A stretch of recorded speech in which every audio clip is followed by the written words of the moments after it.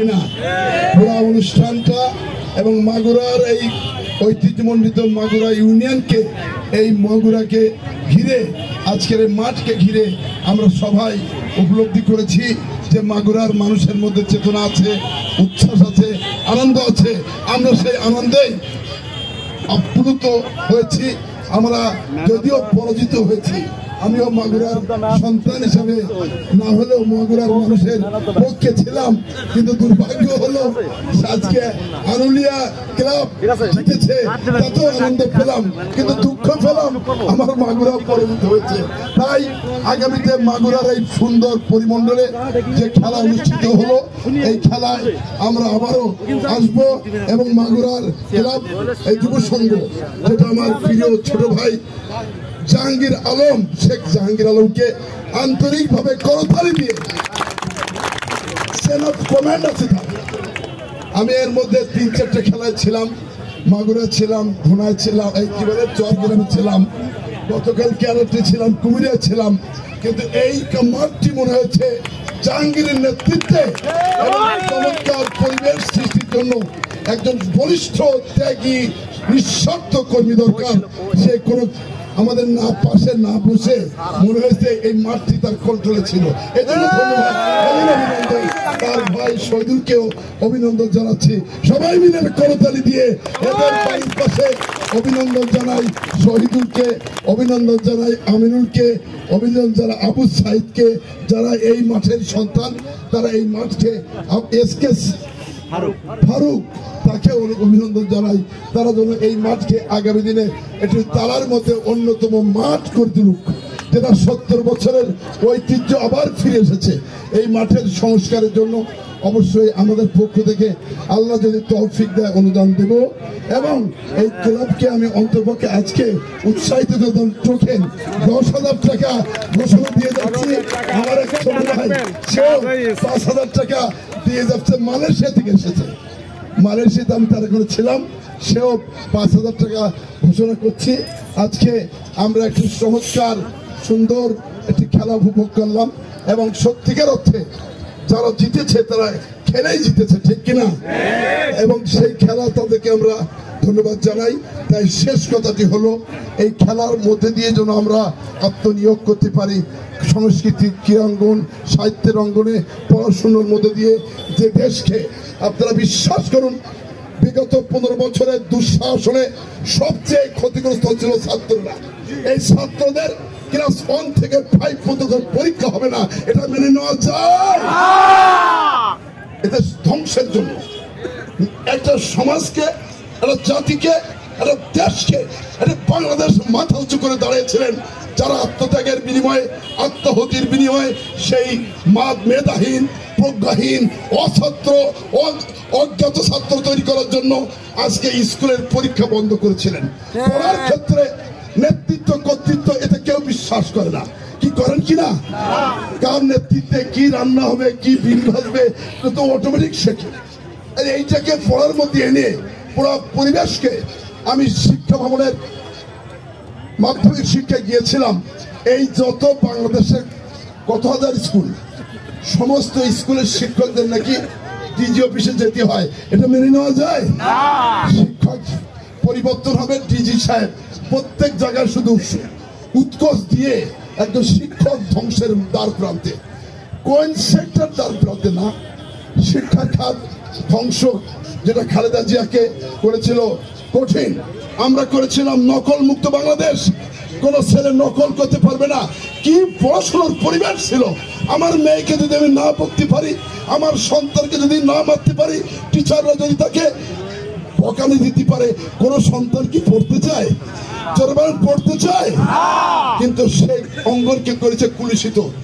এইবার আসেন পুলিশ বিভাগ, সেটা করেছিল দলীয় ভাবে, একেবারে দলের ব্যক্তিগত স্বার্থে, চিরতথ্যের জন্য এবং এক ব্যক্তির স্বার্থে এবং ক্ষমতা কুক্ষিগত করার জন্য আমাদের মতো লোককে 70 বছর বহু আলেম ওলামা ইসলামকে ধ্বংস করার জন্য, মুসলমানদের ধ্বংস করার জন্য হোক, প্রশাসনকে ব্যবহার করে এদেরকে গ্রেফতার করে হয়রানি করা হয়েছে, হত্যা করা হয়েছিল বহু মানুষকে, ক্রস ফায়ার দেওয়া হয়েছে বহু মানুষকে।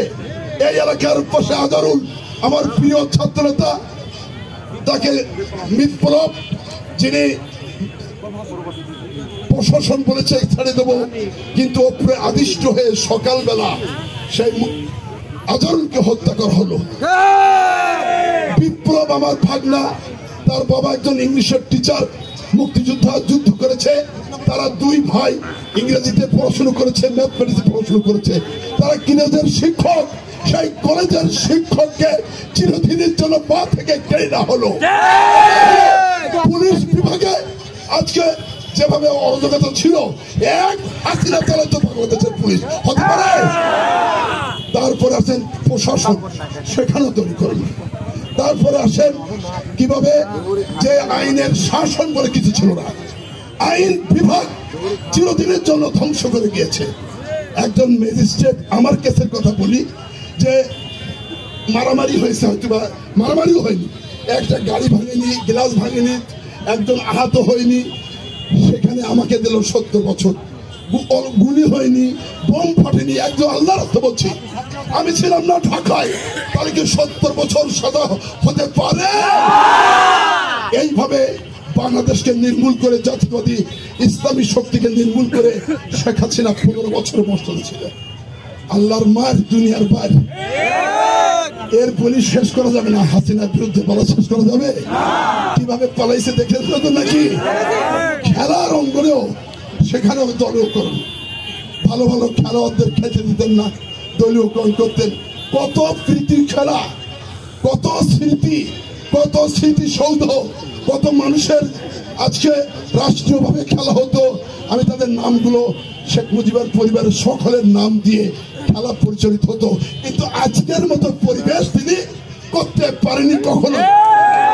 পেরেছিল এইভাবে আবেগ সৃষ্টি করতে পেরেছিল? তাই বলতে চাই, আল্লাহ রাব্বুল আলামিন আজকে দেশকে উদ্ধার করেছে। আমিও জানতাম না দেশ থেকে মুক্তি পেয়ে আপনাদের মধ্যে ফিরিয়ে আসবো।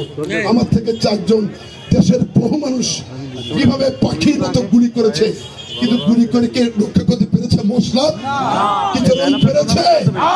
খালেদা জিয়ার মিথ্যা সাজা দিয়ে রাখা হলো।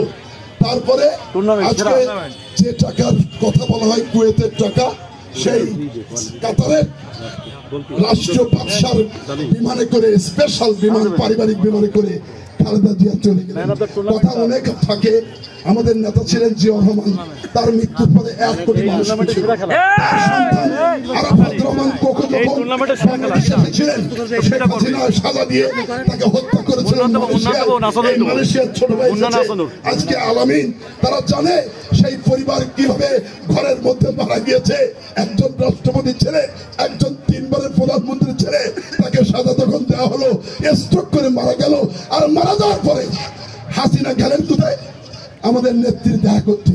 এটা মায়ের চেতে বাঁশির ফুটতে বেশি, কে ঠিক কেনা বলেন না? দেখা করা চায়? তার লাশও আসেনি, তিনিও আসলেন। 1 কোটির মতো মানুষ হয়েছে। বন্ধুগণ, এই জিয়া পরিবারকে ধ্বংস করতে চেয়েছিল, কি পারবে? আজকে বেগম খালেদা জিয়া সেই কাতারের বিমানে গেছেন, লাখো লাখো মানুষ তাকে নিয়ে গিয়েছেন এয়ারপোর্টে। এয়ারপোর্ট থেকে তিনি কিছুটা সুস্থ হয়েছেন, কিন্তু বয়সের কারণে হোক আর যেভাবে হোক, যত নির্যাতন করুন, হাসিনা তো যদি স্বাভাবিক দেশের নির্বাচন পরিচালনা করতেন, তাহলে তো পালাতে হতো না চিরদিনের জন্য। আর কখনো এই জমিন, এই পিতার জমিন বলতেন, এই মাতৃভূমি বলতেন, দেশপ্রেমিক বলতেন, এবং কি আত্ম অহংকার, আত্মগর্ব, যেভাবে মানুষকে আঘাত করতেন, বলতেন ইউনূস তোমাকে পদ্মা সেতু দিয়ে চুপ করে উঠাই নিয়ে আসবো, চুপাইয়ে, আর খালেদা জিয়াকে চিরদিনের জন্য হত্যা করবে। কোথায় সেই শেখ হাসিনা? আল্লাহ কি অহংকারে বাঁচে? এই অহংকার করা উচিত? আমারও করা উচিত। তাই আওয়ামী লীগ যা করেছে, কি আপনারা তাই করবেন? আপনারা আওয়ামী লীগ যে নির্যাতন করে গ্রামের 60 লক্ষ মানুষের গ্রেফতার করেছে, আপনারা কি তাই করবেন?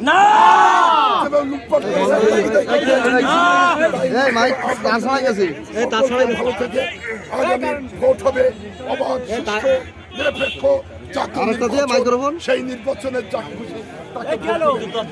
বিদ্যুৎ চলে গেছে, বিদ্যুৎ সে কি অন্যায় করতে পারে? যেভাবে আমাদের হত্যা করেছে, তার দায় দায়িত্ব কি তার আছে? কারণ কোথায় গাবুরার এক মা পাঠাই দিলেন এইখানে, কোথায় চিনচিরিয়া মাল পাঠাই দিলেন এখানে, কোথায় মুজিবার ভাই অসুস্থ পাঠালেন, কোথায় শপথ যা টাকা ছাড়া চেনে না টাকা পাঠালেন। এইসব মাল আর খাবে? হাত তুলে দেখাই দেন না, এইসব মাল আর খাবে? তাই এলাকায় উন্নয়ন করতে চাই, উন্নয়ন ধারা অব্যাহত রাখতে চাই। এইখানের আমার খালেক ভাই বন্ধু মামা তারা ছিলেন, তার সামনে এই নদী যখন ভেঙে যাচ্ছিল প্রথম আমার জীবনের, তখন আমাদের মাজুদুল হক ছিলেন মাগুরার মন্ত্রী, তাকে দিয়ে আমরা প্রথম কাজ শুরু করি। বহু কাজের বর্ণনা শেষ করা যাবে না। আগামীতে ইনশাল্লাহ আপনাদের হয়ে 70 বছর সাজা নিয়ে খেটে যখন এসেছি, জীবনে আপনাদের পক্ষে থাকার অঙ্গীকার ব্যক্ত করছি। আপনাদের উন্নয়ন, আপনাদের উন্নতি, আপনাদের উৎপাদনে, আপনাদের শিক্ষায় দীক্ষায় নিজের জীবনের শেষ দিন দিয়েও আমি আপনাদের পাশে থাকবো থাকবো থাকবো বলে আজকের এই ধন্যবাদ জানিয়ে আজকের খেলা দুপক্ষই চমৎকার খেলেছে, তারপরে তাদেরকে ধন্যবাদ জানিয়ে সুন্দর খেলার আজকে আগামী দিনে প্রত্যাশায় রেখে আমি আপনাদের পাশে থাকবো এই কথা বলে জাহাঙ্গীর এবং আবারও তোমার এই ক্লাবকে উৎসাহিত করছি, অনুদান দেব বলে ঘোষণা করে আপনার কাছে যত অসমাপ্ত কাজ আছে এই কাজগুলো ইনশাল্লাহ হবে। আসসালামু আলাইকুম।